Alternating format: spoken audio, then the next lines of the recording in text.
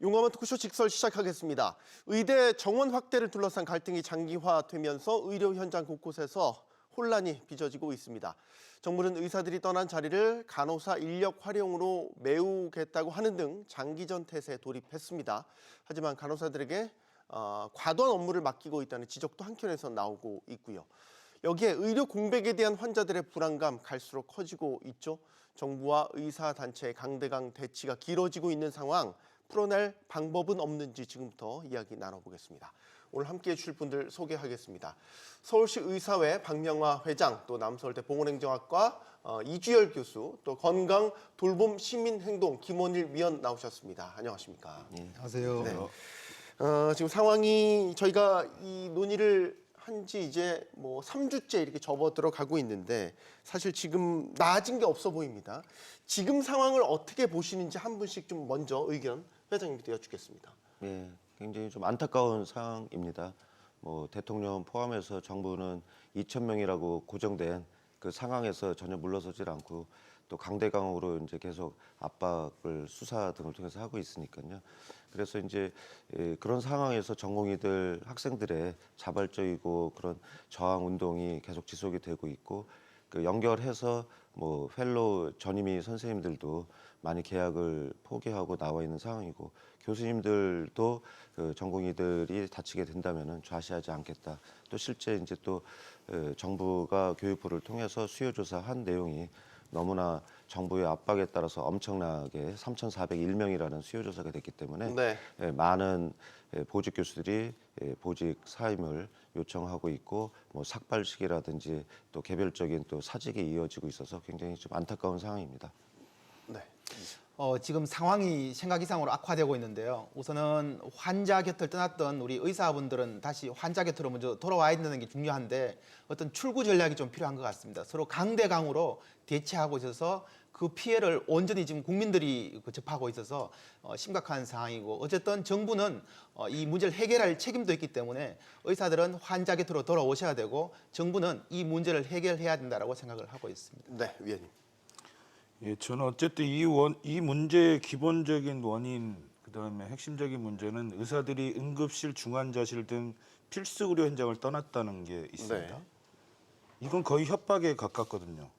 그리고 저는 감히 이렇게 한다라는 건 사실 국민 생명에 대한 살인행위라고 생각을 해요. 네. 그래서 이 문제를 이렇게 해놓고 문제를 풀겠다, 대화를 하겠다, 이 자세부터가 잘못된 거고요. 어떤 이유가 되더라도 빨리 돌아오고 그다음에 정상화시키는 상태에서 어떤 문제가 해결돼야지 지금 같은 방식으로 국민의 생명과 안전을 담보로 한 투쟁은 결코 용납될 수 없다고 판단합니다. 네. 제가 말씀드려도 될까요? 조금만 있다가 예. 본격적인 논의가 저희가 또 진행을 할 테니까요. 지금 현재 어쨌든 의료 공백 우려는 커지고 있습니다. 이런 가운데 정부가 의료 개혁에 박차를 가하겠다니 이런 의지를 다시 한번 강조했습니다. 윤석열 대통령의 발언 듣고 저희들 본격적인 이야기 나눠보겠습니다. 전공의들이 이탈했다고 해서 국민 모두가 마음을 졸여야 하고 국가적인 비상의료 체계를 가동해야 하는 이 현실이 얼마나 비정상적입니까? 전문의 중심의 인력 구조로 바꿔나가는 한편 숙련된 진료 지원 간호사 PA를 보다 적극적으로 활용하여 근본적인 의료 전달 체계 개편도 함께 추진해 나가겠습니다. 국민의 생명권을 침해하는 불법적인 집단 행동은 절대 허용될 수 없습니다. 최근 정부의 그 기조를 보면 어쨌든 장기전에 대비를 하는 모습이 역력하게 드러나고 있죠. 예비비에 이어서 지금 건강보험 재정도 투입하겠다 이런 이야기도 나오고 있고요. 재정 투입을 하겠다라는 게 일단 최근에 나온 정부의 어떤 입장인데 이주열 교수님께 먼저 질문 드릴게요. 네. 재정을 투입한다, 의료 공백을 해소할 수 있는 뭐 하나의 방법이 될 수 있다라고 지금 보십니까? 정부는 약 월 1,800억 정도의 임시 재정을 투입을 하겠다라고 하는데요. 사실은 이것은 임시 방편일 뿐입니다. 왜냐하면은 현재 야간이나 휴일, 비상 근무 인력들에 대한 인건비 지원 차원이 강하고요. 어떤 약간의 보상 차원이기 때문에 근본적인 문제, 수가라든지 관련돼 있지 않기 때문에 이 문제가 해결되기 전 단계에서 정부가 취할 수 있는 방법으로 선택한 것 같습니다. 네. 박 회장님, 뭐 아까 이제 뭐 말씀도 하셨지만 어쨌든 장기전으로 가고 있는 거는 양쪽이 다 좋은 모습은 아니고 무엇보다 의료 공백이 길어지는 거에 대한 우려도 계속 커지고 있는 그런 상황입니다. 네.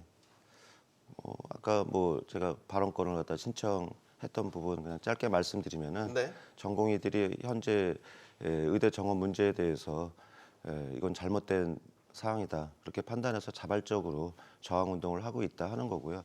지금 이제 정부가 전공의들이 나갔다고 했지만 사실상 지금까지 어떤 뉴스에서도 저는 중환자실하고 응급실이 지금 문제가 돼서 국민의 생명을 위협하는 그런 뉴스를 갖다가 최근에 본 적이 없습니다. 그만큼 전공의들은 수련생들이고 그것에서 일부 빠져나왔지만은 교수님들이라든지 다른 인력들이 잘 메꾸고 있는 상황이고요. 비정상이었죠. 뭐든지 상급 종합병원으로 응급실이든 뭐 외래든 병실로 간다는 것 자체가. 그래서 그것이 약간 좀 이번 사태로 봐서 좀 우리가 좀 많이 깨닫게 되는 게 의료 전달 체계 이것들을 국민들이 어떻게 이해하고 하는지도 굉장히 좀 작동이 좀 되는 면이 있어서 앞으로도 좀 그렇게 좀 가야 된다 생각을 하고 있고요. 대통령께서도 뭐 전공의 이탈에 따라서 이렇게 국민들이 걱정하는 사태가 벌어지는 거에 대한 말씀을 좀 하셨습니다. 네. 잘못됐죠. 그것에 대해서는 향후에 계속 전공의는 교육 수련을 받으면서 그러면서 일부 그 자리에서 필요한 수련을 위한 그런 진료 활동을 하는 이 정도 생각을 하셔야 되고 대학병원이나 3차 병원들이 그 역할을 할 수 있는 전문의들이 많이 거기에서 활동을 하셔야 된다. 그거는 저희는 원론적으로 좀 보고 있습니다. 질문 내용에 따르면은 뭐 숙련된 뭐 진료 지원 간호사 PA라고 하는데 뭐 그건 불법이긴 합니다만은 그런 부분들을 많이 확보를 하겠다. 그리고 뭐 재정을 갖다 투입하겠다 하는데 그것은 현재 있는 것에 이제 언발의 오줌 누기 뭐 그런 식으로 지금 대학병원에서 각 3차 종합 수련병원에서 손실이 굉장히 하루에 수억에서 10억 단위로 좀 많거든요. 네. 그런 걸 갖다가 보전해 주겠다고 정부에서 이제 말을 했다고 합니다. 그렇기 때문에 이제 그것은 일시적으로 지금 상황을 모면하고 그쪽에 이제 교수진한테 위로 내지는 병원 쪽의 경영 측면에서 하는 거고요. 만약에 이제 뭐 응급실이라든지 중환자실에는 필요한 인력들을 채용하는데 추가적인 보존을 할 수 있을지언정 이 장기화되는 현 상황을 해결할 수 있는 근본적인 해결책이라고 생각 안 하고 있습니다. 자연스럽게 다음 논의로 넘어가긴 해야 될 것 같습니다. 아까 PA 간호사 이야기를 해주셨기 때문에 어쨌든 지금 장기화되는 상황에서 의료 현장의 공백을 메우기 위해서 정부가 내놓은 게 PA 간호사의 어떤 그 업무의 확대 이런 부분을 이제 얘기를 했습니다. 지금 화면에 나오고 있죠. PA 간호사에 대한 설명. 그리고 이제 PA 간호사라는 게 이번에 뭐 새롭게 등장한 게 아니고 원래 이 교수님 우리 의료 현장에서도 PA 간호사 분들의 역할도 분명히 있었지 않습니까? 맞습니다. 네. 간략하게 설명을 좀 부탁드릴게요. 일단 이제 PA 제도라고 해서 갑자기 나온 건 아니고요. 저희가 이게 참 명칭이 아직 확정적인 건 아닌데요. 그냥 지원 인력이라 그러기도 하고 네. 이게 우리가 흔히 말해서 유령 간호사라고 그동안 말할 정도로 간호 인력인 건 틀림이 없는데 실제적으로 간호부에 소속된 것도 아니고 의국에 소속이 되었습니다. 이게 네. 보통 간호사들은 간호부에 소속이 돼 총괄 관리를 받았는데 이 지원 인력 PA 분들은 그동안 이제 각 의국에 소속되어서 활동을 했었습니다. 이 PA 분들도 간호사만 있는 것도 또 아니에요. 또 응급 구조사들도 일부 있었고요. 굉장히 네. 복잡한 제도였는데 이게 2000년도부터 우리나라의 의료 현장에서 왜냐하면 의사 인력이 부족했기 때문에 이 의사 인력을 지원하는 인력으로서 활동을 하고 있었습니다. 예. 그러다가 이제 이걸 뭔가 제도화시켜야 되는 문제가 있어서 이 연구를 그동안 2021년부터 세 차례 했죠. 보건복지부 주관으로 해서 이 간호사 PA 제도를 어떻게 할 것인가에 대해서 3번에 걸쳐 연구 용역을 했었고 네. 이 결과를 토대로 시범 사업을 원래 할 계획이었습니다. 네. 그래서 협의체도 만들었고 이런 논의들을 그동안 꽤 여러 차례 한 거로 저는 알고 있습니다. 그래서 이 시범 사업 준비하려고 했었는데 이번에 이런 이제 상황들이 발생을 하니까 좀 서둘러서 지금 그 어떻게 구체적으로 하겠다는 논의 부분을 확정 못한 상태에서 진행되고 있는 부분이었죠. 그러나 분명한 것은 이 PA 제도가 갑자기 나온 것은 아니고요. 네. 정부 차원에서도 뭔가 자기 자리매김 역할을 해야 되겠다라고 해서 교육 체계도 갖추고 명칭도 만들고 수련 과정도 어떻게 하고 이런 제도화적인 것들을 준비를 하고 있었던 것은 사실입니다. 네, 위원님. 조금 다른데요. PA는 제도가 아니에요. PA는 진료 지원, 진료 보조고 의료법상으로 보면 간호사의 업무입니다. 문제는 진료를 지원하고 진료를 보조할 때 이제 전공의도 진료를 배우다 보니까 좀 더 숙련된 진료를 배우다 보니까 그 업무가 겹쳤던 거죠. 그러니까 지금 진료 지원을 뭐 응급구조사가 한다 이거는 명백한 의료법 위반입니다. 네. 그런 문제고. 예. 근데 문제는 PA 업무가 명확하지 않았던 거예요. 그러니까 어떤 건 하면 되고 어떤 건 안 해야 되는가에 대한 업무 범위가 명확하게 안 돼 있었던 거고 그건 2010년부터 준비를 했어요. 근데 2014년에 의협에서 한번 의료 상업화 반대한다고 집회를 하고 그때도 또 진료 거부가 있었단 말이죠, 하루. 근데 그때 그러면서 갑자기 정부가 그런 얘기를 해요. 의사협회와 전공의협의 협의 없이는 PA 추진하지 않겠다 이런 발표를 합니다. 네. 그래서 제가 한번 그 복지부에 그런 얘기를 했어요. 앞으로 의사협회 결제받고 일하실 거냐고. 그렇게 말도 안 되는 그러니까 이런 국가 정책을 어떻게 법을 어떻게 풀어나갈 것인가를 복지부가 그때 시도하다가 또 중단했다가 네. 이번에 또 시도하다가 네. 그러니까 이거는 제도를 만드는 게 아니라 의료법상 존재하는 간호사의 업무 범위를 어디까지 허용하고 서로 협업할 거냐. 근데 이 진료 보조를 자꾸 헷갈리는 게 뭐냐면 의사가 하는 일을 침해하는 게 아니에요. 의사 지도 없이 아니 의사 처방 없이 어떻게 진료 행위가 이루어질 수 있어요? 그건 불가능하거든요. 그러니까 그 의사 지도 또는 처방하에 이루어질 수 있는 업무를 어디까지 결정할 거냐에 대한 소위 말해서 합의, 법적 체계 이거를 만드는 게 PA 문제에 대한 제도화지 마치 무슨 새로운 인력이 있어서 되는 건 아니다 이렇게 말씀드리겠습니다. 자, 저희 논의를 조금 좁혀보면 어쨌든 오늘부터 PA 간호사들에 대한 시범 사업의 일환으로 어쨌든 업무가 확대가 됩니다. 그러면 이제 의료 행위에 대해서 좀 더 확대가 되죠, 분야가. 그럼 저희가 여기서 얘기할 수 있는 거는 혹시라도 의료 행위에 있어서 어떤 공백이 문제가 생기는 건 아닐까? 또 혹은 간호사분들에게 너무 업무가 무분별하게 전가되는 건 아닌가? 이런 저희가 걱정은 할 수 있어서 이 부분을 질문을 좀 드리겠습니다. 두 분 교수님 말씀하신 것처럼 의사의 진료 행위, 업무에 대해서 간호사들께서는 이제 진료의 보조 상황에서 그것에 이제 영역이 구분이 돼 있죠. 그레이존이라고 할 수 있는 그 부분이 있는데 그거는 의사의 업무일 뿐이고 그것에 대해서 어느 선까지 간호사의 업무 역할로서 갈 수 있느냐 하는 게 이제 PA 관련한 문제입니다. 네. 그거는 뭐 다 동의를 하시고 저도 이제 말씀하신 거에 동의를 하는데요.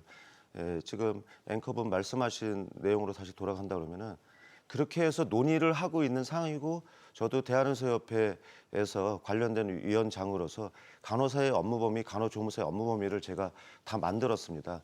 그런 과정에서도 지금 이주열 교수님 말씀하신 것처럼 정부는 뭐 간호협회라든지 의사협회라든지 해서 그런 위원회도 만들고 공청회도 하고 뭐 시범사업도 논의하는 과정에서 이제 지지부진하게 이렇게 온 상황이었거든요.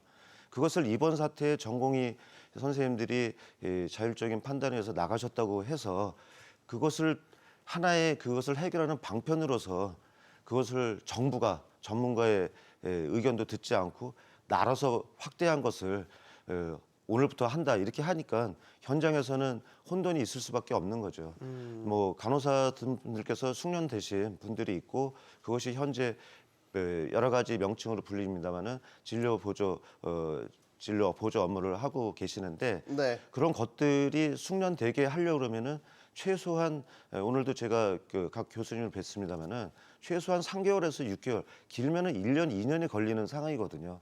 어저께부터 보건복지부에서 지침이 내려와서 수요 조사를 했습니다.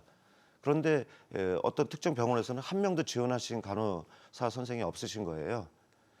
그런 상황에서 오늘부터 하라고 해서 할 수 있는 상황도 아니고요. 이거는 국민 여론을 갖다가 호도하고 이 상황을 갖다가 대한의사협회 또 의료계를 압박하고 그런 작용을 하기 위해서 정부가 그냥 내뱉은 것이라고밖에 저는 무책임하다. 그럼 현장에서 무리수를 뒀다 제대로 이렇게 작동하지 생각하는 않을 거죠. 것이다? 그렇게 보시는 이게 거예요? 오늘부터 하라고 해서 할 수 있는 게 아닙니다. 간호사가 자기가 그것을 받아서 하겠다 하더라도 이것은 그 해당 의료기관 장이 해당 위원회를 통해서 그 업무 범위를 만들어야 되고 거기에 해당되는 것만 해야 되고 그 모든 책임은 시술을 하는 해당하는 간호사가 져야 되고 또 그것을 넘어서서 해당 의료기관장이 져야 되는 상황이거든요. 이런 것들이 암만 정부가 선언적으로 그걸 다 풀어주고 합법화 해주겠다 해서 될 문제가 아니라는 뜻이죠. 다른 의견 있어요? 네. 두 가지인데요. 하나는 저는 되게 실효성이 있다고 봐요. 그러니까 현재 해왔었던 일들을 사실 그러니까 루틴하게 해왔었던 일이 이제 공식화되는 의미가 있는 거고요. 그런데 이제 좀 위험한 건 뭐냐면 아까 대통령 발언이 되게 위험하다고 저는 보는데 뭐 간호사 중심으로 어떤 지금의 진료 문제를 간호사의 진료 지원을 문제 갖고 해결하겠다는 방식은요. 이건 갈등만 부추기는 겁니다. 네. 그러니까 간호사는 원래 아까 말씀드렸던 대로 원래 진료 지원을 하고 진료 보조를 하게 돼 있어요. 의사의 진단과 처방하에 그게 간호사 의료법에 있는 간호사 고유 업무예요. 네. 그런데 그거를 제도화하는 문제와 지금 의사들이 그 진료 거부를 해서 나타나는 문제를 마치 이걸로 해결하는 것처럼 뭐 장기적으로 해결한다. 이거를 제가 볼 때는 약간 갈등을 충돌시키는 문제인 거고요. 네. 그리고 아까 조금 더 말씀드리면 노동조합은 그 파업할 때요 응급실하고 중환자실 안 떠나요. 그렇기 때문에 저는 이 문제가 왜 이렇게 심각하냐면 주장할 수 있습니다. 민주주의 사회니까. 그런데 저런 방식의 진료 거부를 하면서 했었던 방식으로 했을 때는 저는 정부가 여기서 또 물러서면요. 이게 역사적 맥락을 보면 의약분업 때부터 시작해서 2007년, 2014년, 2020년 지금까지 의사협회의 방식이 국민들한테 절대 신뢰받을 수도 없고 그다음에 이 방식이 너무나 폭력적이라는 거. 그래서 이거 반드시 이거 먼저 중단이 돼야 된다고 말씀드립니다. 그러니까 해외 사례 말씀 아까 비교하신 거죠? 예, 뭐 응급실이나 그걸 비우지 않고 아니 그 보건의료 노조 우리나라 보건의료 노조가 네. 의료기관에서 파업을 전개할 때 절대 그 응급실과 중환자실 빼지 않죠. 필수 의료 인력 남겨놓고. 이건 파업이 아닙니다. 자발적 행동이고 그다음에 자꾸 이제 중환자실 응급실을 말씀하시는데 지금 잘 작동할 수 있도록 최선을 다해서 전임희 선생님이든 교수님들이 그 부분을 갖다가 커버를 하고 있고 아까도 말씀드렸습니다마는 제대로 의료 전달 체계 상황에서 잘 작동이 되고 있습니다. 약간 지금 현 상황에서 이상하게 현상이 그렇게 나타나긴 지금 했습니다만 나가신다고도 하잖아요. 아까 지금 투약 수술 진단서라고 그걸 꼭 집어서 이제 PA 간호사 진료원을 하시는 간호사의 역할을 그렇게 해서 오해가 굉장히 많은 것 같습니다. 지금 김원일 교수님께서도 말씀하신 것처럼 그분들은 지금 간호사의 그런 역할을 할 수 있게끔 그 부분에서 하고 있는 겁니다. 그 영역을 넘어서는 일을 하고 있는 게 아니거든요.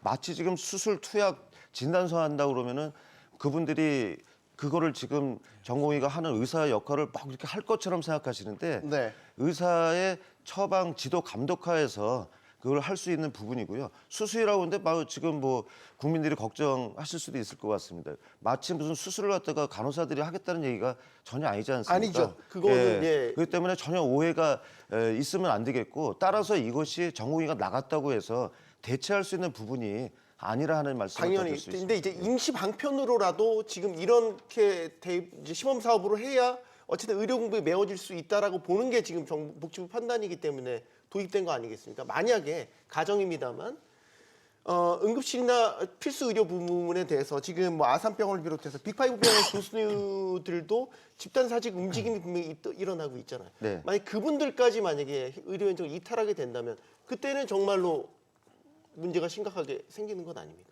의료 현장에서 말이죠. 그럴 수 있죠.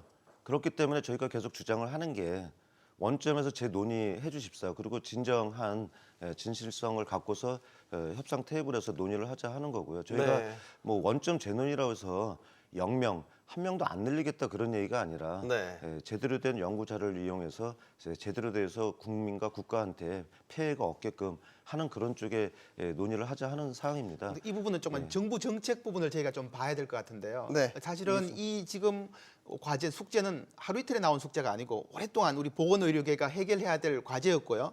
특히 의료법에서 의료인, 특히 의사 중심의 의료 체계를 가지고 있기 때문에 네. 이 부분에 대해서 그동안 저희 학계에서 계속 요청했던 것은 뭐냐면은 직무를 재설계해야 된다. 다시 말씀드려서 네. 의사와 간호사의 관계, 간호사와 조무선거사의 관계 이런 뭐 직무를 재설계해야 되고 앞서 말씀하셨는데요. 현재 의료법에 이 직무가 명확히 나와 있지는 않습니다. 사실은. 그래서 이걸 구체화시키는 작업을 했어야 되는데 이런 작업을 못한 상태였고 그래서 정부는 이런 준비들을 하고 있었는 상황인데요.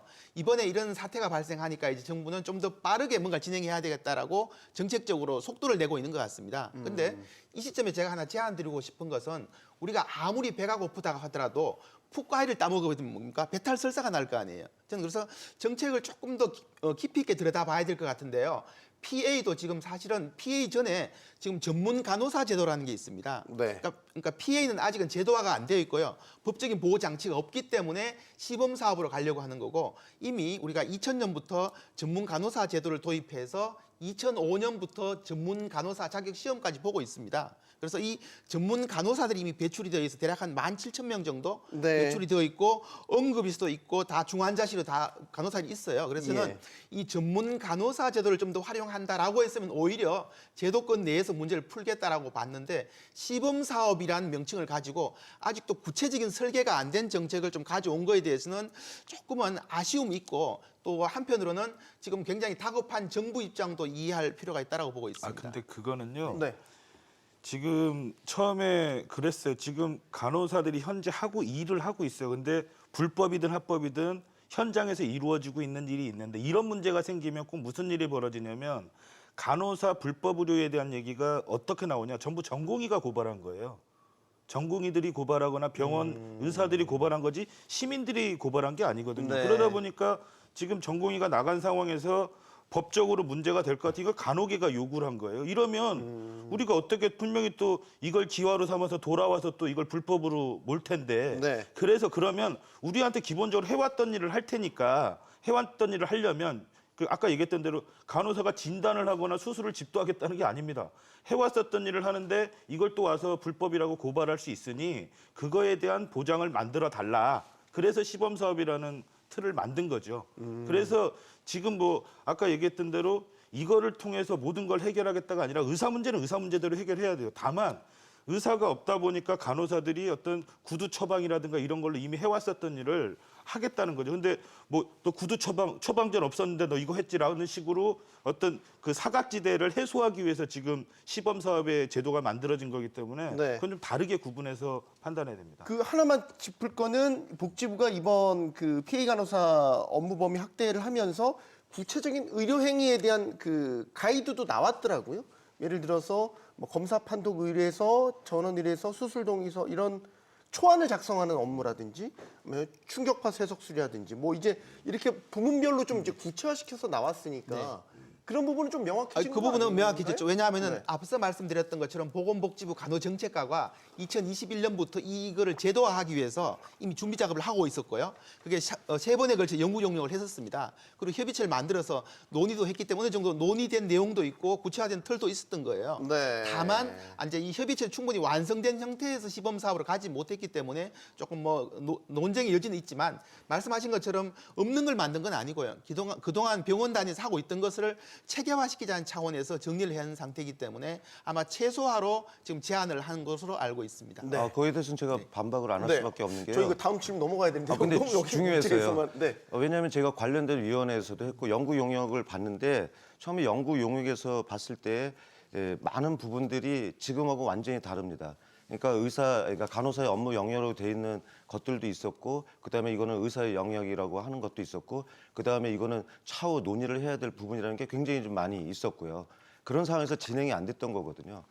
아니 어떻게 무슨 쇠석수의라든지 그다음에 뭐 봉합이라든지 또 기관 삭감 같은 것도 제가 짧게 봤습니다만 그런 내용도 있더라고요. 이거는 논의하는 과정에서 나열됐던 거를 갖다가 다 풀어준 거예요. 이거는 의사, 간호사가 서로 논의하고 연구자와 함께 했던 부분이 아니라 거기 나와 있던 것들을 아주 대법원 판례에서 절대 안 된다는 거 빼놓고는 다 풀어준 거거든요. 골수천재 같은 걸 갖다가 간호사 저희 의사들 입장에서도 지금 지난번에도 한의가 뭐 초음파를 쓴다고 했을 때 네. 저도 초음파를 갖다 쓸 수 있는 의사긴 한데 그런데 연수 교육만 받았지 실제적으로 환자한테 쓰지를 못하고 안 해봤다 보니 저는 초음파를 갖다가 쓸 생각도 없었고 안 쓰거든요. 간호사한테 할 수 있는 영역이라고 한다고 해봤자 오늘 갑자기 하라고 해서 할 수 있는 영역이 아니거든요. 그래서 이런 거 갖다가 정부가 여론을 호도하기 위해서 이거를 정부가 적극적으로 막을 수 있는 방법의 하나로 내놨다는 것 자체가 저는 전문가와 논의도 안 한 걸 갖다가 쭉 나열했던 걸 갖다가 그냥 다 풀어서 내밀었다는 게 저는 말도 안 된다고 생각하는 겁니다. 네. 자, 저희가 피해 간호사 제도 이야기를 더 할 수는 있는데 일단 다음 논의로 넘어가야 돼서. 네. 지금 어쨌든 그 의료 공백 사태, 전공의들의 이탈이 이제 3주째 접어들었죠. 병원들의 수익 문제도 최근에 이제 계속해서 이야기가 나오고 있더라고요. 어쨌든 뭐 수술 건수라든지 전반적인 외래 진료 건수 이런 것들이 뭐 대폭 줄어들었기 때문에 어떻게 보면 당연하다라고 생각이 되는데 이게 현실적인 문제로 뭐 예를 들어서 일반 직원이라든지 병원에서 종사하시는 직원분들, 뭐 간호사분들 이런 분들한테 병원의 어떤 수익성이 악화되는 게 나쁜 쪽으로 전가되는 건 아닌지 여기에 대한 우려도 있어서 다음 질문으로 드리겠습니다. 어떤 분이 먼저? 제가 먼저 말씀드릴게요. 네, 회장님. 그래서 언론에서도 그런 말씀하신 대로 뭐 무급 휴가를 지금 뭐 주고 있다. 네. 뭐 그런 말씀들도 많이 하더라고요. 네. 뭐 지금 뭐 수익이 뭐 줄어들고 뭐 위기 상황이고 이것이 또 지속이 된다 그러면은 월급을 못 줄 수 있는 상황까지 몰리는 거는 맞긴 합니다만은 네. 현재 무급 휴가를 주고 있다. 이거는 좀 잘못된 상황 같습니다. 그러니까 수술이라든지 여러 가지 외래 이런 것이 좀 줄어들다 보니까 이제 병실이 많은 부분들이 좀 빈 병상들이 많고 하다 보니까 병동 자체를 좀 폐쇄하면서 거기에 있는 간호사라든지 다른 인력들을 무급 휴가라고 주면서 이제 뭐 급여를 안 주고 있다 이런 식으로 오해할 수 있는데 무급 휴가라는 것도 그런 병원 내에서 그런 규정에 따라서 잘못 표현이 된 것이 나간 거거든요. 아니 지금 어떤 근로자가 지금 당장 경영 상태가 위기 상태라서 법적인 그런 것도 아닌데 우리가 매출이 좀 줄고 수익이 좀 줄었으니까 돈 받지 말고 월급 받지 말고 휴가 가라면 누가 그거를 인정하고 그게 합법이 되겠습니까? 네.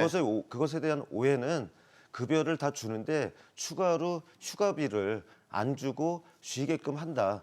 이런 측면에서 병원에서 그냥 뭐 공식적이고 합법적인 용어는 아니지만 그렇게 표현된 것이 잘못 언론에 나간 것이라고 그렇게 저는 오늘 병원 측에서 들었습니다. 병원 이제 경영자 입장에서 바라보면은 지금 수련 병원이 사실은 문제잖아요. 전국 대략 한 100개 정도. 왜냐하면 수련 과정에 있는 전공의들이 다 빠져나갔으니까 80%가.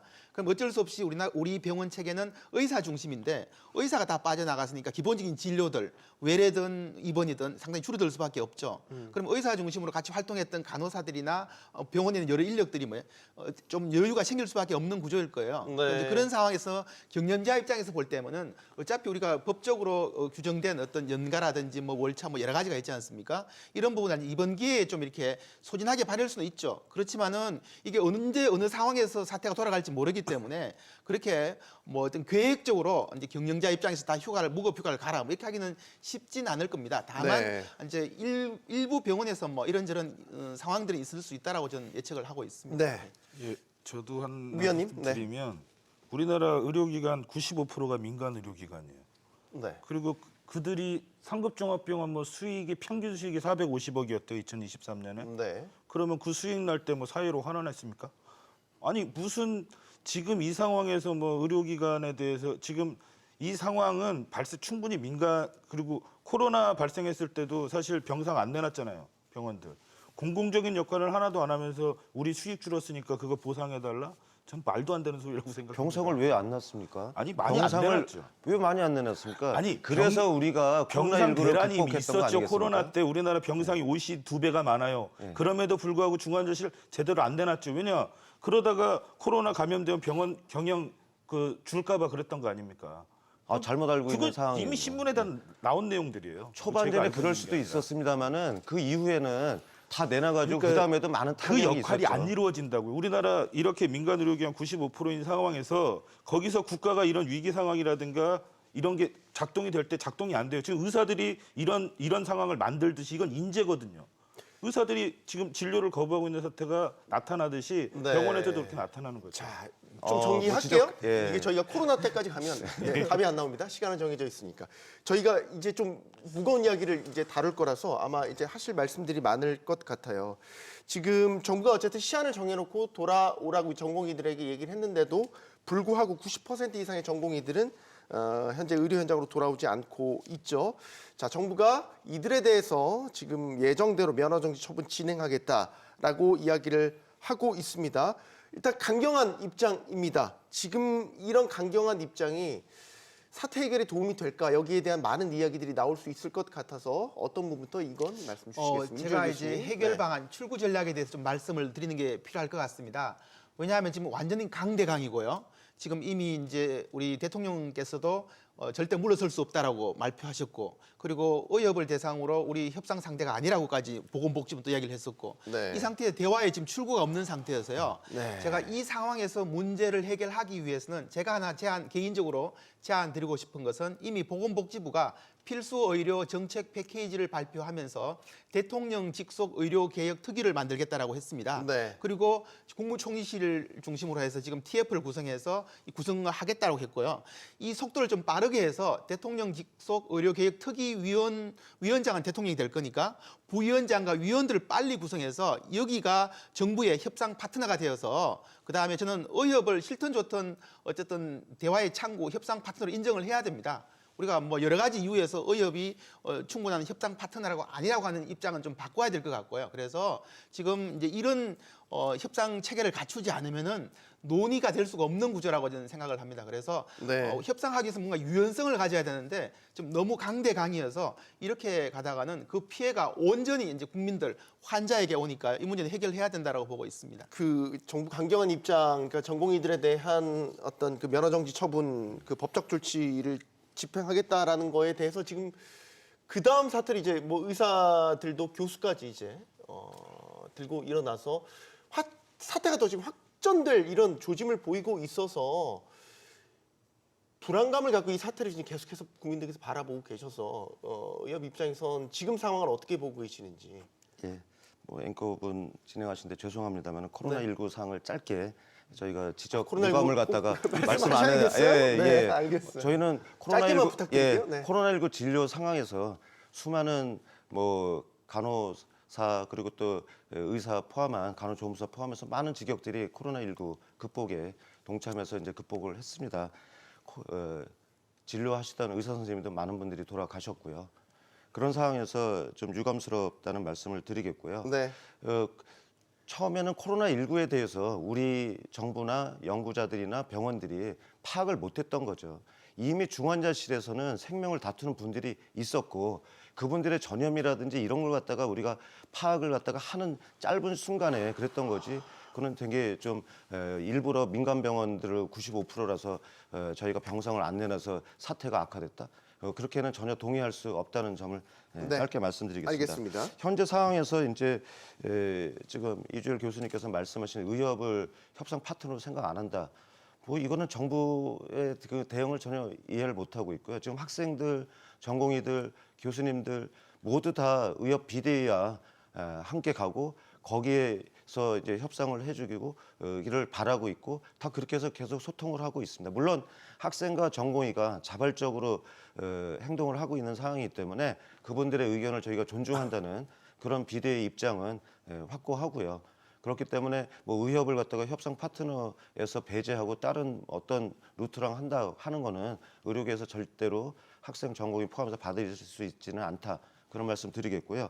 지금 말씀하신 대로 너무 정부가 강대강으로 나가고 어떤 여지를 안 주고 있다는 게 저는 답답한 사항입니다. 저희가 원점 재논이라고 하는 것이 영명이 아니라는 것은 누차 말씀을 드린 상황이고 네. 협상 테이블에서 과연 증언을 갖다가 하는 것이 좋은가, 얼마나 하는 것이 좋은가에 대해서는 여러 가지 연구 자료라든지 전문가들하고 같이 해서 저희가 뭐 충분히 협상 테이블에서 그런 역할을 소임을 할 것이라는 말씀을 드리겠고요.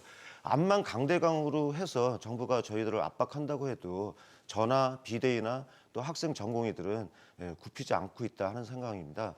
학생 전공의는 벌써 정부가 3개월 면허 정지를 내린다고 했을 때 전공의들의 3개월은 3개월의 면허 정지로 끝나는 것이 아니라 1년의 수련 또는 이제 연결돼서 하면은 2년, 3년 고생했던 노력들이 수포로 들어가는 상황입니다. 그것까지도 각오하고선 절실한 마음을 지금 표출하고 있는 것이기 때문에 정부는 의료계에게 뭐 국민의 생명과 건강을 볼모로 한다고 하지만 거꾸로 저는 정부가 국민의 생명과 건강을 의료계를 통해서 이제 겁박하듯이 하면서 오히려 정부가 국민의 생명과 건강을 네. 볼모로 잡고서 총선에 이용하고 있다. 저는 그렇게 생각하고 근데요. 있습니다. 지금 강대강 얘기하시는데 뭐가 강대강입니까? 법대로 하는데 뭐 의사는 법 위에 있습니까? 자꾸 이런 식으로 언론에서 만들면 안 돼요. 그러니까 법을 위반했으니 법을 집행하는 건 당연한 거고요. 만약에 그거에 온정이 필요하고 뭔가 타결이 보인다라면 아까 말씀하셨던 대로 지금 같은 전공의 태도로는 안 돼요. 돌아와서 뭔가 협의 구조를 만들어야 되는 거고 자꾸 언론에서 강대강 다른 사람들은 법대로 하는데 네. 의사들한테만 안 하는 거. 그리고 지난번에도 그래 2020년에도 시행 규칙까지 바꿔가면서 의사 그 국시 보기했어요. 말이 됩니까? 그러니까 그런 식의 일들이 계속 많이 있었고요. 근데 다만 잠깐 위원님 조금 표현을 예, 정지해 주세요. 네. 다만 제가 아까 한 가지 말씀드리고 싶은 건 그 의협을 파트너로 안 본다는 건 잘못했어요. 왜냐하면 그건 의료법을 부정하는 거예요. 의료법상 명백하게 법정 단체고 그렇다면 협상 구조는 당연히 의협하고 풀어 나가야 되는 거고요. 근데 이제 개원이 중심이라는 논란도 있는 거잖아요. 의협이. 그거에 대해서 이제 뭐 병협에 관련된 수가 협상을 병협이 하고 그러다 보니까 이제 의협이 여러 가지 이제 연구라든지 인력이나 여러 가지 하다 보니까 개원가에 대한 수가 협상을 하다 보니까 네. 그런 오해가 있는 거지.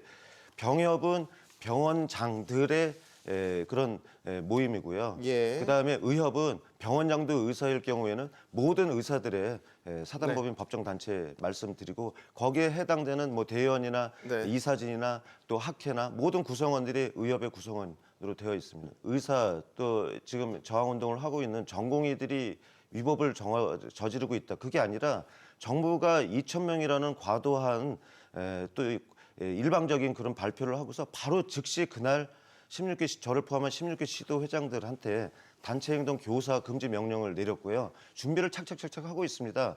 개별적으로 냈고 어느 한날 1시에 전공의들이 사익서를 낸 것도 아니거든요. 네. 여러 가지 사유로 했는데 그분들에 대해서 업무 복귀 명령을 넘어서서 계약을 안 했다고 해서 업무 유지 명령 이상한 것들을 막 내밀어서 지금 법조계에서도 이거 좀 이상하다, 문제 있다 하는 사항을 하고 있고요.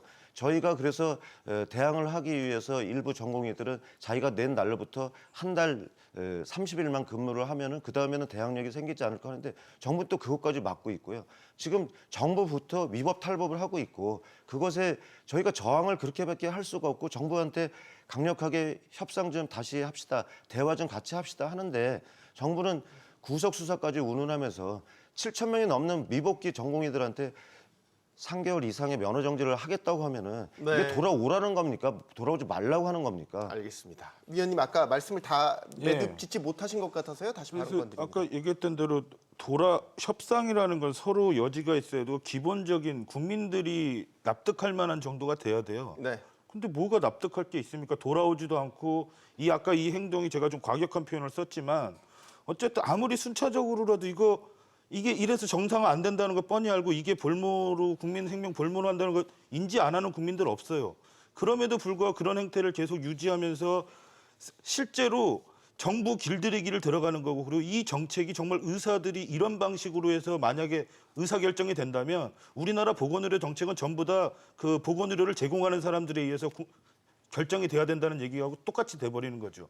국가 기능을 완전히 붕괴시키는 거란 말이죠. 그러니까 이 문제를 정말 해결하려면 물론 의사협회에서 정말 큰 용단을 내려야 된다고 봅니다. 그동안 이 국민들한테 지탄받았던 집단 이기주의라는 그 틀을 좀 벗어나셔야 되고 빨리 복귀를 할 수 있도록 정부와 협력하고 협상에 나가는 이런 태도가 필요한 거고요. 그다음에 정부도 지금 숫자 놀이 이 얘기에서 네. 어떻게 필수 의료와 지역에 필요한 의사를 어떻게 배치할 수 있을 것인가에 대한 논의 구조로 더 첨가해서 나가야 된다고 봅니다. 왜냐하면 네. 의사가 지금 그 피부 미용 의사가 3만 명인데 그중에 그 피부 성형 전공한 의사가 13%밖에 안 된답니다. 즉 그럴 정도로 우리나라 의사는 필수 의료 분야에 배치하기가 되게 어려워요. 네. 그렇기 때문에 국가의 역할이 뭔가 좀 더 이번 기회에 좀 더 그런 부분을 더 고민해야 된다고 판단합니다. 마지막 말씀은 너무 감사하고요. 정부가 의료 정책에 대해서 전문가인 의사들하고 얘기를 안 한다 그러면 누구랑 얘기를 해야 되는지 모르겠고요. 정부가 여러 가지 근거에 대해서는 저희가 지난번부터 주장을 했었으니까 좀 넘어가더라도 여론조사를 많이 얘기하시잖아요. 90% 가까운 국민들이 의대 정원 증원에 찬성했다면서 여태까지 밀고 오신 거거든요. 그런데 지금 엊그저께 연합뉴스에서 시행한 여론조사에서는 48%의 국민들이 2,000명 윤석열 정부의 의대 정원 증원에 대해서 찬성을 하셨고 네. 36%의 국민들께서는 너무 과도하다, 줄여야 된다. 11%의 국민들께서는 현행에 유지해야 된다. 그래서 48대 47입니다. 이것은 앞으로 저희의 호소를 갖다가 국민들께서 들어주신다면은 이거는 완전 역전이 돼서 반대 상황으로 갈 것으로 네, 확신하고 회장님 그건 있습니다. 좀 짚고 넘어가겠습니다. 48대 47은 아닙니다. 이 구분해서는 말씀을 해주셔야 될 것 같습니다. 36%와 11%를 더해서 이제 그렇죠. 같은 의견이라고 볼 수는 없을 아니, 것 같습니다. 현행 유지와 현행 어쨌든 유지라고 의사 하는 정원 것, 증원에 대한 축소 문제. 그걸 합치면은 47% 맞지 네, 않습니까? 물론 그렇게 말씀하실 수 예. 있겠지만 정확하게 이제 그 여론조사 결과는 네, 정확하게 구분은 하겠습니다. 네. 네. 48, 36, 11 이렇게 하면 되겠습니까? 네, 그렇게 네, 말씀해 감사합니다. 주시기를 부탁드리겠습니다. 자, 논의가 뜨거워서요. 저희가 또 다른 문제 하나만 더 짚어보려고요. 의대 정원 증원 숫자가 이제 수요조사에 의해서 이제 대학들이 신청을 했는데 3,401명가 나왔어요. 2,000명 정원 계획보다 더 이제 많은 그 증원 신청이 이루어진 거죠. 여기에 대해서 이제 의대 교수들이 집단행동 조짐을 보이고 있고 한켠에서는 신청 결과에 반영이 돼 있다. 증원에 대한 어떤 필요성. 또 한켠에서는 과연 이 신청한 결과 숫자를 발표해서 이런 논란을 일으킬 필요가 있냐. 이런 논란도 지금 한두 끝도 없이 나오고 있어서 이거는 네. 제가 대학에 이준희 있는 교수님께. 제가 아마 우선 좀 요 말씀을 드려야 될 것 같습니다. 왜냐하면 저는 대학에서 교무처장도 했었고 대학 교무 행정을 실질적으로 다뤘던 사람인데요. 네. 대학에서 정원을 하게 될 경우는 교육부가 일단 공문이 내려옵니다. 그러면 이제 저희가 보통은 대학 본부 기획조정처라든지 뭐 이렇게 해서 보고 학과의 의견, 단과대학과 조율을 하게 돼 있습니다. 예. 왜냐하면 단과대학 의견이 중요하기 때문에 실제적으로 대학은 기본적으로 학과 중심의 체제이거든요. 그래서 학과들이 수용 능력이 있는지 그러면 또 학교에서 뭘 지원해야 이건 충분히 논의한 다음에 그다음 최종적으로는 대학 교무위원회에서 입학 정원을 확정하게 되어 있습니다. 이런 구조로 네. 이 대학이 기본적으로 가져 있습니다. 그래서 지금 아마 이번에 의과대학 정원도 마찬가지일 거예요. 기본적으로 대학에서 대학 본부에서 의과대학 학장님이나 그 보직 교수들과 충분히 논의가 되어서 올라왔을 거라고 생각을 합니다. 그런데 지금 보도자료를 보면 그렇지 않은 경우가 많은 것 같아요. 근데 대학 입장에서 보면은 당연히 그렇죠. 의과대학 정원을 하게 되면은 학교 경쟁력이라든지 뭐 여러 가지 장점이 있기 때문에 충분히 논의하지 않은 가운데서 했을 수 있는 부분도 있을 수 있고요. 네. 또 하나는 아직 대학이 이렇게 올려된 숫자를 가지고 공개하는 건 좀 섣불렀다고 저는 생각을 하고 있습니다. 예. 왜냐하면은 이제 교육부하고 조율도 해야 되는 여러 가지 상황들이 있는데 단지 올린 상황을 지금까지 제가 대학에 지금 24년째 근무하고 있는데 네. 이런 상황들 별로 본 적이 없어요. 특히 보건의료 계열은 다 이걸 굉장히 지키거든요. 우리 대학에서도 치의생학과, 간호학과, 물리치료학과, 임상병리학과는 이 보건복지부의 정원 인력을 통제받기 때문에 네. 굉장히 이런 구조를 지키고 있는데 이번에 의과대학 과정은 굉장히 그런 부분이 조금 무시되고 있는 부분들 하나가 있고요. 네. 또 하나는 지금 고등교육법에 원래 입시제도라고 하는 것은 유예기간이라는 게 있습니다. 지금 이걸 가지고 이번에 의과대학 교수님 협의회들이 행정소송을 한 것으로 알고 있는데요. 저도 사실은 처음에 이 기사를 보고 좀 제가 교무행정을 실제 담당했던 사람으로서 당황스러웠어요. 네. 이걸 어떻게 보통 2년 정도의 유예기간을 두고 사실은 이번에 정원 확정을 하더라도 내년이 아니고 후내년 정도 가야 되거든요. 이게 기본적으로 가지고 있는 고등교육 시스템이에요. 대학에. 네. 그런데 지금 그러지 않은 상태에서 내년도에 입시생들을 지금 4월까지 확정을 해서 막 진행을 하고 있었거든요. 예. 그래서 이런 부분을 아마 이번에 의과대학 교수 협의회에서 행정 소송을 한 것으로 알고 있습니다. 그래서 그 네. 정도까지 말씀을 드리겠습니다. 회장님 짧게 말씀 부탁드립니다. 예, 교수님 제가 한 가지 여쭤볼 텐데요. 정부가 가급적 많이 증원 신청을 해달라. 처음에 했던 것보다 줄여서 하면은 소명서를 써라. 많이 할수록 혜택을 많이 주겠고 적게 하면은 피해를 줄 수도 있다. 압박이 올 수도 있다고 생각하시고 압박이 오면 어떻게 하시겠습니까? 사실은 국립대학은 피할 수가 없고요. 사립대학도 역시 마찬가지일 겁니다. 그래서 이제 긍정적으로 보면은 그런 압박이 없었다라고 봐야 되고 지금 회장님 말씀처럼 뭐 유형 무형의 그런 게 있다면 대학들이 자유로울 수가 없는 건 사실입니다. 감사합니다. 그런데 이제 확인되지는 않았으니까요. 아, 뭐, 예. 네. 가정을 전제로 저희가 이야기를 할 수는 없는 거니까. 예. 왜냐하면은 충분히 가정이 되는 게 처음에 이제 2,000명 초반대에서부터 2,000명 후반대 그것도 이제 향후 어떤 조건이 마련되면은 이제 몇 년 뒤에는 그렇게 가능하다고 이제 수요조사가 됐던 부분이었고 그것도 저희가 굉장히 좀 문제 있다고 지적을 많이 했습니다만은 이번에 3,401명을 저희가 수요조사가 됐다는 거 보고서 너무나 깜짝 놀랐고 네. 정부가 이렇게 압박을 해서 굉장히 취약하거나 대학에서 어떤 정부의 압박 내지는 지원이라든지 여러 가지 상황에서 당연히 뭐 대학 입장에서야 일단은 적게 하면은 사유서를 써내라고 하는 상황이니 처음에 했던 것보다 적게 하기는 되게 부담스러웠을 거라고 저는 생각을 하긴 했고요. 네. 그렇지만은 49명 정원에서 250명을 갖다가 이렇게 증언하겠다고 이렇게 하시는 거 보면서 아 이게 무슨 상황이지? 예, 그런 사항을 굉장히 좀 주목을 했고요. 의과대학 말씀하신 대로 단과대학의 의견을 충분히 들어서 대학 본부에서 이걸 의견을 갖다 내야 되는데 오죽하면은 의과대학장께서 삭발식을 네. 거행하고 자기의 이제 보직을 내려놓겠다고 하고 더 지나치신 분들은 이제 아예 사직을 해버린 분이 있겠습니까? 모 총장께서는 이거 증언하겠다고 하셔서 또 여당에 또 비례대표를 가셨다가 또 집중 포화를 받고 또 물러서셨는데 네. 이거는 완전히 비정상이고 되게 잘못됐고 제가 암만 설명하지 않더라도 국민들께서도 굉장히 좀 이상하다고 보실 것 같습니다. 알겠습니다. 김 의원님 짧게만 예, 부탁드립니다. 짧게 말씀드리면 간호대학 예를 들으면요. 간호대학은 수도권에 18% 정원이 있고 지방에 82%가 있어요. 그렇다고 해서 지방 문제라든가 지방 배치라든가 필수 의료 간호감용 통합 서비스 배치가 원활하진 않습니다. 즉 무슨 얘기냐면 전 지금 정부가 2,000명 늘리는 거에 대해서 뭐 숫자에 대해서 굳이 얘기를 안 하더라도 문제는 이 늘린 정원들이 어떻게 필요한 지역과 분야에 배치될 수 있느냐의 문제예요. 그런데 지금 현 정부나 국민의힘은 뭘 안 하냐면 지금 그 공공의대 설치법과 지역의사제법이 보건복지를 통과를 했어요. 그래서 지금 법사위만 통과되면 이게 되는데 이 법이 바로 뭐냐면 적정한 국가 책임하에 국가가 무상교육을 해서 필요한 영역의 의사를 배치하는 법이란 말이죠. 근데 이런 것들에 대해서는 전혀 관심을 못 갖고 있고 네. 아까 같이 뭐 지역의대를 늘려서 된다. 그리고 지금 같은 사립의대 방식으로 해서는요. 제가 볼 때 의사 배치 문제는 늘린 만큼 효과를 못 내요. 그렇기 때문에 발상의 전환을 해야 되고 현재 나와 있는 지금 그 민주당에서 지금 내서 통과가 돼 있는 법인데 이 법을 빨리 정부 국민의힘이 협조해서 이번 국회에서 통과되기를 바라겠습니다.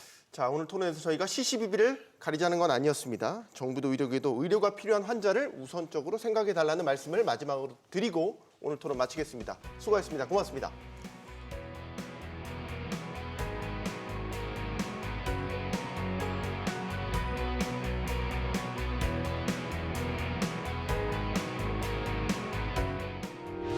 의견 있는 경제 채널 SBS 비즈.